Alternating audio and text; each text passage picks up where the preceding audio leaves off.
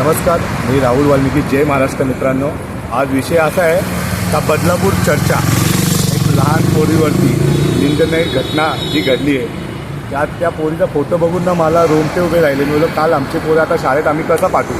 शाळेत जाताना आम्हाला भीती पडते.